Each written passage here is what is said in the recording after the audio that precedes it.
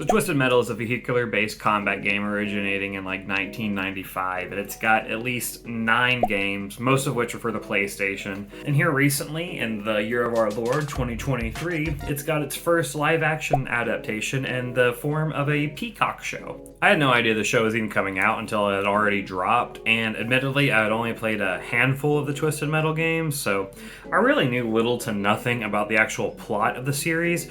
I just kind of like to make things go boom in the games. The only character I could really name off the top of my head was the guy who's literally on every single cover of the game, Sweet Tooth. You know, the terrifying clown with the fire head.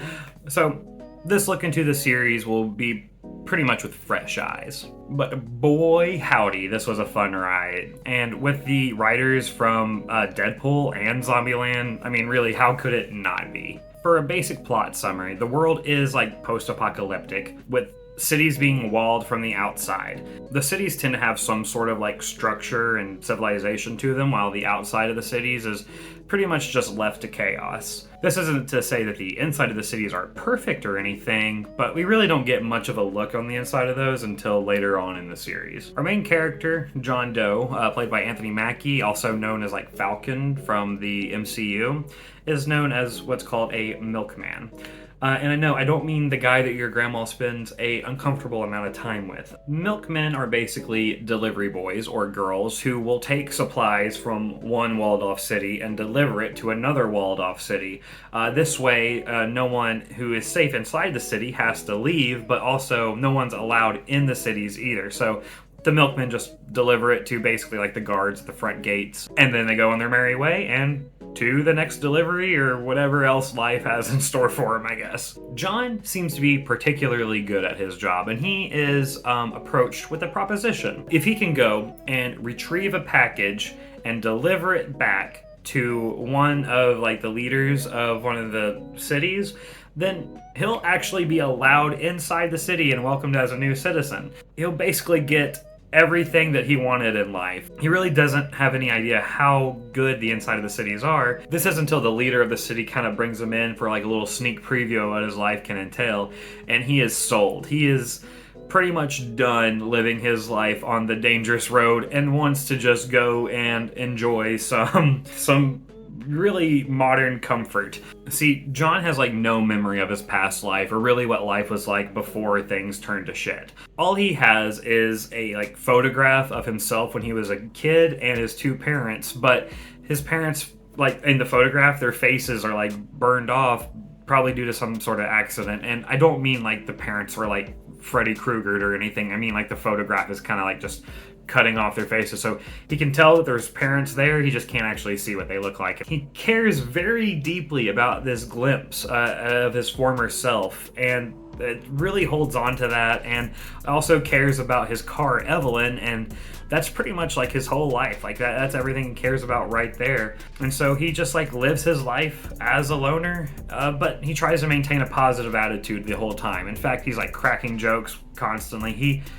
He kind of reminds you almost like of a kid when it comes to his sense of humor and everything. Like he didn't grow up much. But this opportunity at Life at the Inside is the only chance he's ever had to build himself the life that he's only dreamed. So he definitely jumps at the opportunity. Regardless about how much he's warned about the further east he goes, the more dangerous it gets. Along the way, he runs into a variety of, let's say, obstacles or dangers, including like thieves, lawmen who are arguably more dangerous than most of the criminals out there, and the man, the myth, the legend himself, no, not Juice WRLD, Sweet Tooth. Which, I gotta say, I love Sweet Tooth's portrayal here. I half expected him to be kind of like a Joker clone, but no, he is definitely his own character. He is very entertaining, very intimidating, and sometimes kind of sweet, no pun intended. But mostly he's intimidating. I remember the first time you see his ice cream truck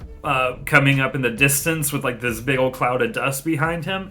You know shit's about to go down. But that's all I'll go into the plot. I don't necessarily want to spoil anything. I want you guys to go watch the show yourself if you're interested and, you know, enjoy it off fresh. But like I said before, it is definitely a fun ride. Is it a perfect piece of art? No, but that doesn't mean it's not perfectly enjoyable. The line delivery can be a little weird sometimes, and some of the jokes don't necessarily land all the time. And to be honest, it took me a while to kind of get used to Mackie playing more of a goofy character as opposed to his slightly more serious character as Falcon.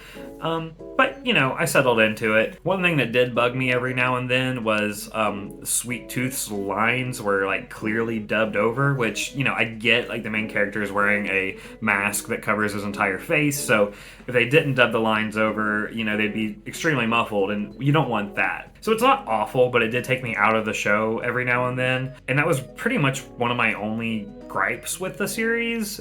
That is until I found out that Sweet Tooth is actually portrayed by two different actors. You have wrestling star Joel Sanoa playing Sweet Tooth physically, but then you have Will Arnett voicing Sweet Tooth, you know, from like BoJack Horseman, among tons of other things. I don't know why BoJack Horseman was the only thing that came to my head, but I mean, hopefully you guys know who I'm talking about. It's this guy. But yeah, keeping this in mind, they actually pulled it off pretty well. A couple of the other recurring actors that stood out to me were like Stephanie Beatriz from Brooklyn Nine-Nine. You have Thomas Hayden Church, which is from a lot of things, but I mostly know him from Spider-Man 3, where he played Sandman. But I would say everyone did a solid job. Like, no one in particular stood out to me as like a bad actor. The series itself definitely gives me strong Zombieland vibes, just, you know, without the zombies. But like the post-apocalyptic setting and the humor, they're very reminiscent. So if you liked that movie or those movies, then I think you'll definitely enjoy this.